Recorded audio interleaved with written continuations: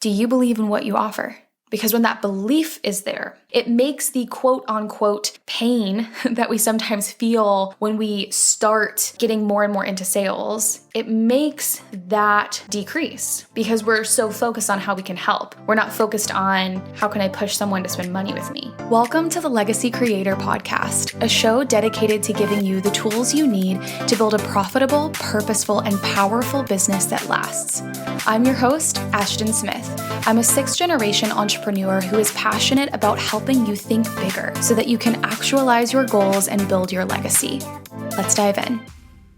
Hello. Welcome back to the Legacy Creator Podcast. Today, we're going to deep dive into a topic that is brought to my attention constantly. I get questions all the time around sales and specifically how to sell on Instagram. Now, some of what I'm going to talk through today is going to be applicable just to Instagram, but some of these elements you'll be able to extract and use for other platforms. But I want to have a hands-on deep dive conversation around how to sell on Instagram and hopefully inform you that it is easier than you think. People wildly overcomplicate sales, especially when they are new to business, and especially if you don't have a background in which you were proactively selling. And that was me when I entered the online business space in 2017. My mission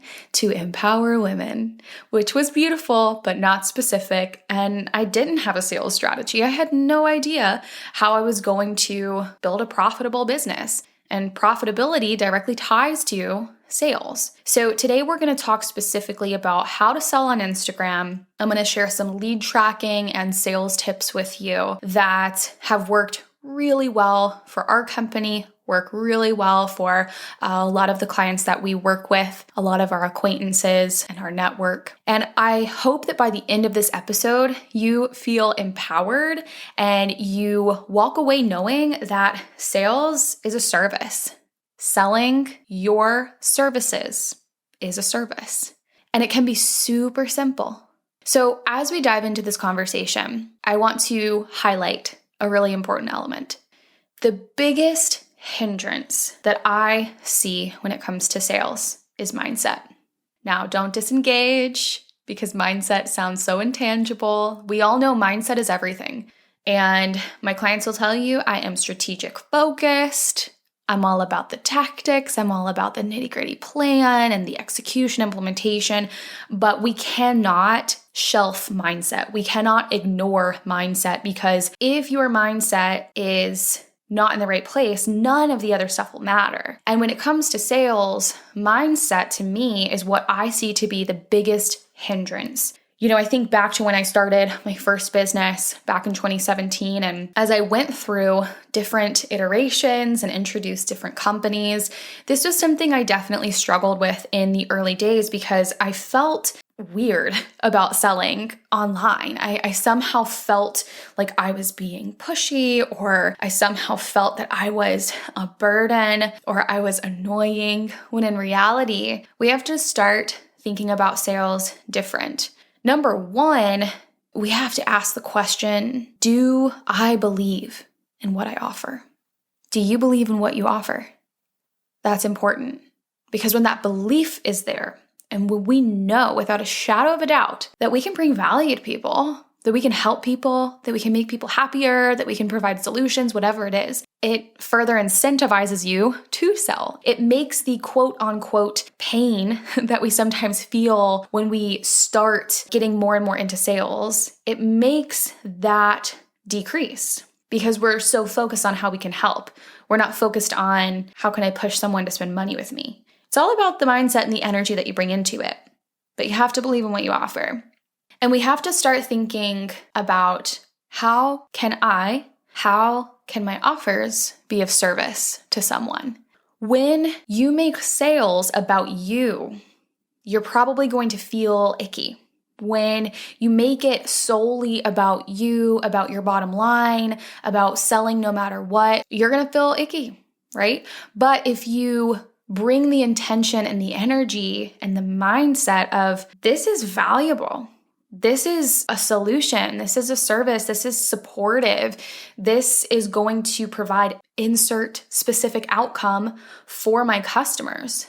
That is an entirely different energy. So mindset is everything, and we have to start rewiring how you think about sales. The act of selling is a service. It is a way to genuinely support your community. And at the end of the day, we also just have to accept the fact that running a business requires sales. It really does, Without sales, we don't have cash flow. Without cash flow, we don't have a profitable business. So we have to start rewiring. We have to elevate our belief. We have to shift towards service. And then your energy and your actions in those conversations will feel more and more in alignment. And there is power in repetition and in practice. That's another big thing here. Don't expect for your first sales conversation or your first 10 to feel incredible and seamless and amazing. It's going to take time. It's going to take repetition and optimization. So there's that. Imagine with me for a second. It's Monday morning. You sit down at your desk with clarity, confidence, and peace of mind. You know exactly what to do in order to move your business forward in the form of impact and cash flow. This is a reality for so many inside our Awakening membership, and it's possible for you too. If you're ready to effectively structure your time, actualize your goals without the burnout, and amplify your impact and revenue, our membership can help. As a podcast insider, you can join today and get half off of your first month. Head to myawakening.co/membership and use the code LEGACYINSIDER in all caps at checkout. Again, head to myawakening.co/membership and use the code LEGACYINSIDER in all caps at checkout. We can't wait to serve you on the inside. Now, back to the episode.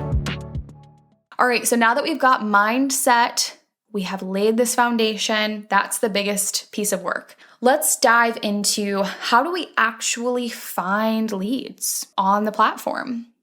Ultimately, we need to find a bridge to connection and communication. So I'm going to share some of the most common ways, some of the most common bridges to communication and connection on Instagram as it stands today.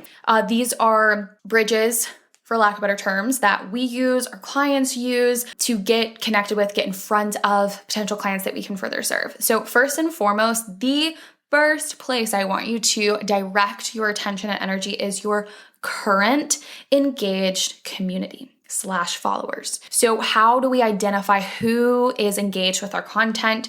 We look at who is liking your posts, who's leaving comments, who's watching your stories. And even further than that, who is watching your stories from start to finish? Who is sending you DMs? Look for those people that are already engaged, and caveat there, they fit the bill of your ideal customer. That is your first way to find leads to connect with. And that's the place I want you to look first, because again, we want to go for the path of least resistance. I talked about that in a previous episode. The path to least resistance from a lead perspective, from a sales perspective, would be leveraging people that are already connected to you, that already have some sort of rapport built with you, and they trust you, they know your brand. It's not to say that we don't go and find new people, but it will take some time to build rapport and trust with them. That's just a part of the sales process. So connect with your current engaged community. Secondly, you can leverage hashtags. So we need to think about what hashtag would your potential client be looking up and or using. Where I see that people get this wrong is they try to use hashtags that their competitors are using. So if you are a business coach, you may use the hashtag business coach, and you're going to show up in a feed of other competitors. So although that may be a way that your ideal customer may find you, maybe, important to use that hashtag, it is not an optimal way for you to find them. Because if you use that hashtag, you're going to find your competitors. So we have to actually get into the mindset of your ideal client and customer. What hashtags are they using? What even like location? You can use that too. So think about that. You may make a list of like 3 to 5 that you want to start testing, and you want to keep track of this information because you may find that one particular hashtag works so well for you to find an optimal ideal client. And so we want to just press the gas pedal on that. Okay, next would be competitor accounts. I know that people get really weird about using competitor accounts to find potential leads, but the way that I think about this, and I encourage our clients to think about this, is that one person, one brand cannot possibly serve everyone, nor do they want to serve everyone. If you think about yourself and your business, you don't actually want to serve everyone. You don't have the bandwidth, you don't have the capacity, and also not everyone is your ideal client. So, you may think of 2 to 3 accounts that are maybe more established in your field. 2 to 3 companies that are maybe more established. Maybe they have a larger following and audience. You can easily use them as a quote unquote competitor account. Go over to their page and take a look at who is commenting on their posts. And we want to look for people that are engaged, right? Which is why I don't necessarily love going to competitor accounts following. I like to go to competitor accounts commenters. And I really look for those people that are asking questions or they're leaving meaningful thoughts, because it means that they are an active user on Instagram and you're more likely to get some engagement back from them. So again, this isn't a way to quote unquote take people from, a competitor. This is a way to ensure that everyone gets the support and service that they need. I have had so many times where I've had sales conversations with people in my current community where I identified, hey, you actually aren't ready yet for this service, or you actually don't need this service. You actually need an expert in this field. Here are a few people I recommend. And so you can kind of think about it that way. Using this tactic allows everyone to be served. And it also is a really incredible way to find people that fit the bill of your ideal client. So that's another one. The final tactic here is using the suggested for you feature. I really like this one because let's say right now you have a dream client. Like they are a soul client. They are so aligned. They have incredible communication with you, incredible expectations. They put in the work, whatever it is, they are just incredible. They're so aligned. You can go to their profile on Instagram and you can use the suggested for you feature to find accounts that are similar to their account. And if they're an ideal client, a lot of times that feature is going to pull up accounts that are similar to theirs, right? So that's just another way to be able to find that ideal client. So those are your bridges to find potential clients. That is one of the first steps here, okay? But then once we find them, we have to actually nurture them. Now, I'm not a big proponent of cold messaging, and you also need to know your environment. You need to know how people communicate and how they like to communicate on specific platforms. What I know about the current environment on Instagram, especially when I pull from just data from our community, our conversations with our community, people are looking for more of a true connection. Cold messaging, to me, does not work as well on Instagram.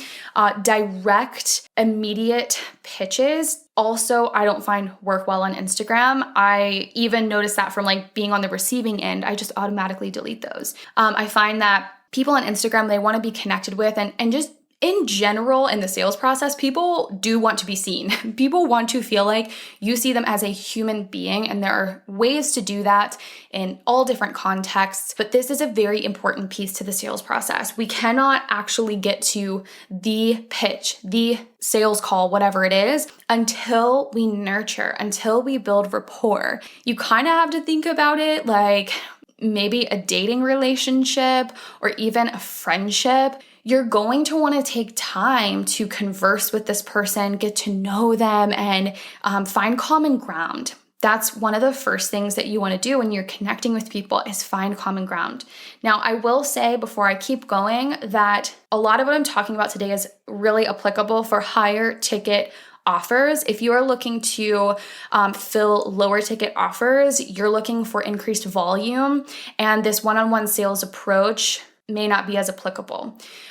So consider your mid to high ticket offers, and that's what this is applicable for, right?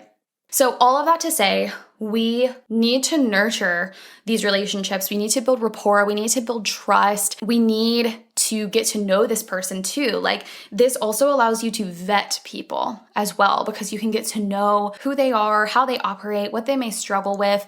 I always say, first step though, we need to find common ground, and it doesn't necessarily have to or need to be about business, for example. We can ask, about family. A lot of times I will encourage our clients to use their content as a springboard to communication. So, if I'm in a line at the grocery store, I'm not just going to go out of my way and tap the shoulder of the person in front of me and say, "Hey, how's your family?" I don't know that person. They're going to be like, you're psycho. So what I would do is I would, find common ground. Maybe they're wearing a sweatshirt of my favorite band. I'm like, oh my gosh, I love that band. How long have you been a fan? Have you been to a concert, right? So think about ways that you can find common ground, and really think about this as if you are in person with this person. Act as if you are in front of them at a coffee shop, and really visualize that. We want to make sure that your communication with them feels organic, it feels natural, and most importantly, we want to make sure that it feels genuine. That is so central to people wanting to work with us and purchase from us. They want to feel as though they're connecting with a genuine human being. In this nurture process, find common ground, have discussions, ask questions, be curious genuinely about their life, about their family, about what they do. This rapport building stage is, number one, what is going to make you feel confident, good, and aligned about actually reaching out with more of a proactive sales conversation. So it's going to create that alignment. And number two, it's going to increase the likelihood of success with this process. As a general rule of thumb, think about, how would you like to be treated in this process? How would you like to be sold to? As a good piece of homework, you can even consider, has someone sold you into a particular offer, program, etc. Pay attention to what motivates you. Pay attention to what caused you to say yes to work with that person. Really consider those elements and see how you can apply that to your sales process. Okay, so as we're nurturing them, we're finding that common ground, we're showing that we're genuine, we're showcasing interest. At some point in time, we may shift the conversation a little bit to go into more depth about how you may be able to support them without formally saying that. So what I mean by that, for me, I always like to connect with people about life and business, but I also like to know, hey, what are some of your goals? Like, what are you working towards? That's just because I have genuine interest and I like to be a cheerleader in people's corners, but also because if they share something that, I might be able to help with, I can always bookmark that for later, right? I can see if we can further unpack that and see if that's something they want help with. So for me, that's a great transitional question where we're moving away from maybe I like your mug. Your plants are cute. I like that band too. We're talking about their family, and we shift a little bit more towards business. And for me, that's really applicable, right? If I can identify what their goals are. So you have to think about, what transitional questions could you leverage in order to learn more about your ideal clients and how you might be able to support them. So you have to kind of brainstorm and play around with that a little bit, depending upon your industry and what you offer. And you can test these out too and see how they perform in real time as you are engaging with people on the platform. Okay, so all of the most important work has taken place up to this point. The most important work in the sales process is everything that happens before you actually pitch someone. Now, you will have outsider scenarios, that fall outside of this, right?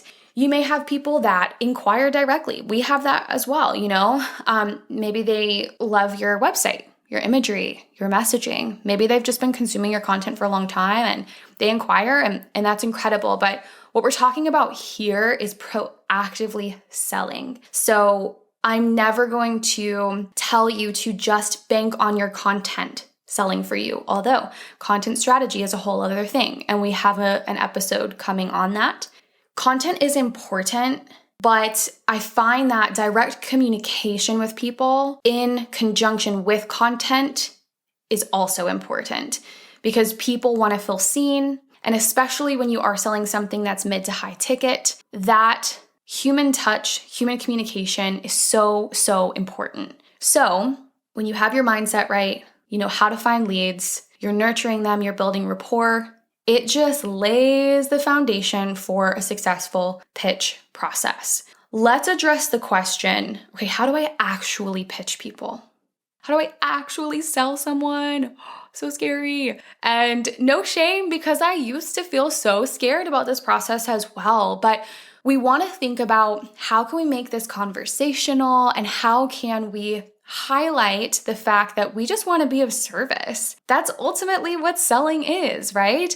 What we may do is send a simple invitation for them to hear more. This is an actual quote unquote pitch that I use all the time. I will use voice notes on Instagram and I will reach out and say something along the lines of, it's been so cool connecting with you. I'm so excited about all of these things you're working towards this year, specifically XYZ. I want to kind of reference some of those things. You know, it's been great connecting with you, and I actually feel like I could be of service in these particular areas and help you actualize some of those goals. I wanted to see, would you be willing to hear a little bit about how I might be able to support you? Super simple, right?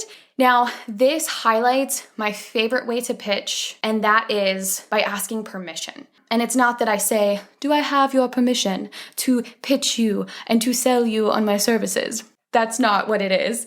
As you just heard, it's more of, hey, could I share a little bit of information with you? I feel like I could help. That's selling. That's all that selling is. And 9 times out of 10, people say, yes, I would love to hear more. It's so funny because I just started working with a new client. With every client, when we start working together, we look at revenue, we do look at the sales process, and I ensure that they have a proactive sales system like this in place. And I just got a message from her. She was so excited because she was like, this is the first time that I've ever gone out of my way and put myself out there to actually pitch people. And everyone so far that she's pitched to share information with or has actually sent proposals to, they've said yes. Isn't that incredible? You never know what opportunities you're missing out on because you just don't put yourself out there. You have not because you ask not. Really consider, how can I communicate that I would love to be of service and I would love to share more information, and see where that goes, right? Now, there may be a step between inviting them to hear more and then maybe getting on a sales call, for example, if that is your mode of sales. If that is the way you are kind of finalizing the sales process through a sales call.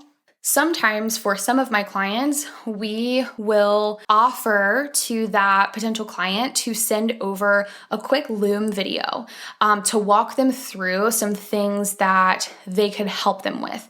If you don't know what Loom is, I love it. LOOM.com. We use that as well for a lot of things in our business, but that tool, that tactic tends to work really well because it shows a potential client that you are invested, that you are interested in really supporting and serving them. And it gives them an opportunity to kind of interact with you in a different way and a little bit more depth. So consider using a tactic like that. This works really well for a lot of brand designers, web designers that I work with, agency owners, where you can actually go over onto your client's website or your client's social and walk them through some of your ideas and how you could help. I even have had clients that are coaches and consultants that have used this as well. So that may be a little something you could try out. That is truly how simple the pitching process is.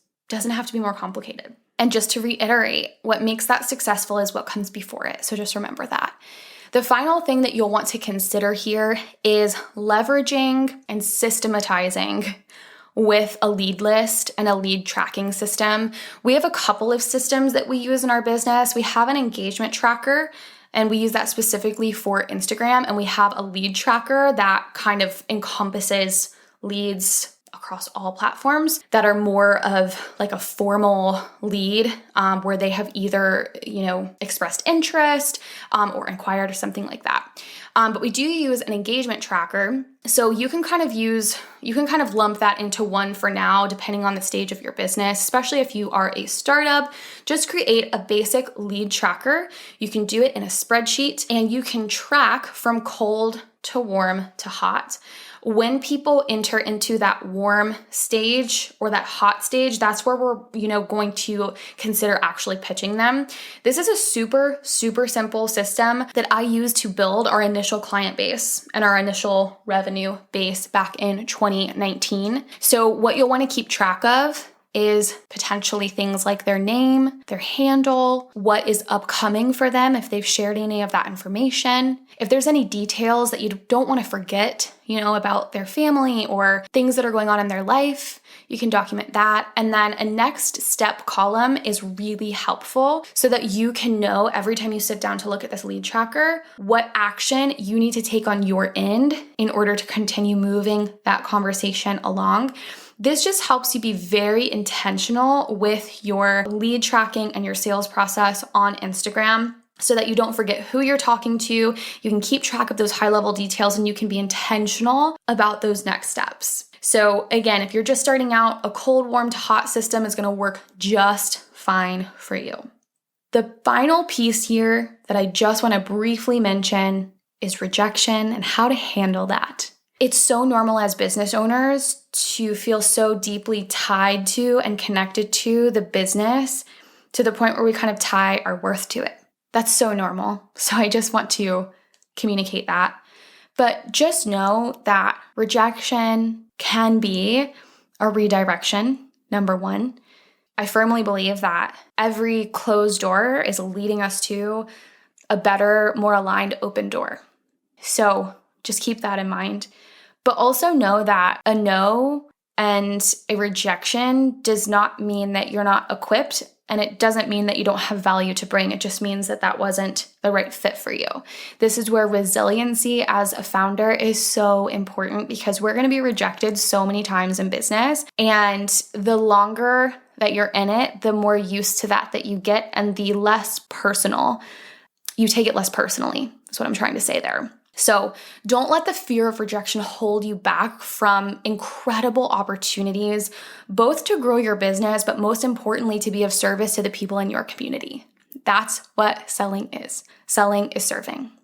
I hope that this was helpful, and I hope that this simplifies what selling actually can look like. I hope you feel equipped and empowered, and I can't wait to see the connections you make and the sales that come in using this information.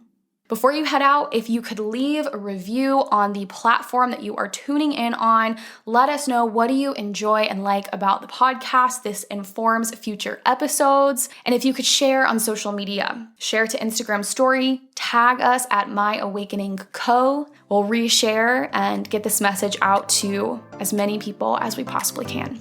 Until next time, talk to you later.